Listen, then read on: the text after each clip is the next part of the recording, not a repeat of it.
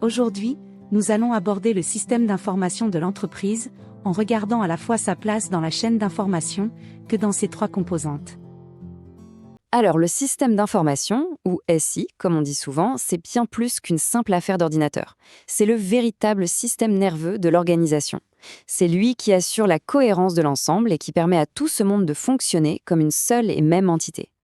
Pour vraiment saisir son rôle, il faut visualiser sa place exacte dans la structure de l'entreprise. En fait, il se trouve pile entre deux niveaux qui sont absolument essentiels. Tout en haut, on a ce qu'on appelle le système de pilotage. Voyez ça comme le cerveau de l'entreprise, le comité de direction, le management. C'est là que les grandes décisions se prennent, que la vision est définie. Et tout en bas, à l'autre bout, on trouve le système opérant.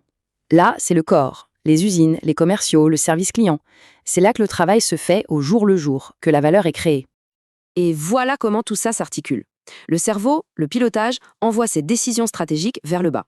Le corps, le système opérant, lui, renvoie des données brutes vers le haut, les chiffres de vente, les rapports de production, etc. Et le SI alors? Eh bien, il est juste au milieu.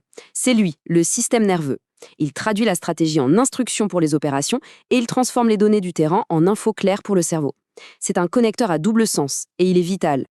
Bon, maintenant qu'on a vu sa place, demandons-nous de quoi est fait ce fameux système nerveux. Parce que non, ce n'est pas juste une question de technologie. En réalité, un SI repose sur trois piliers qui ne peuvent pas fonctionner l'un sans l'autre: l'humain, la technologie et l'organisation. La vraie force du système vient de leur équilibre. Si on en oublie un, c'est tout l'édifice qui risque de s'effondrer. Si on regarde d'un peu plus près, le pilier humain, c'est simple, ce sont les gens, les utilisateurs, les experts IT.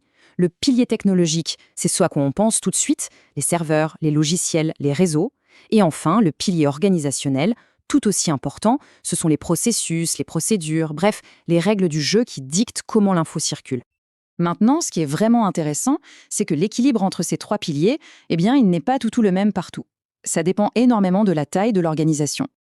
Prenons un exemple. Dans une PME ou une start-up, la communication est directe, les processus sont souples. Ce sont donc les piliers humains et organisationnels qui dominent. Par contre, dans un très grand groupe, on ne peut plus se fier uniquement à l'informel. Le pilier technologique devient alors absolument critique pour assurer la robustesse et la standardisation à grande échelle. En résumé, voilà les deux schémas qu'il faut retenir. Tout d'abord, la place du SI dans l'entreprise, entre le système de décision et le système opérant.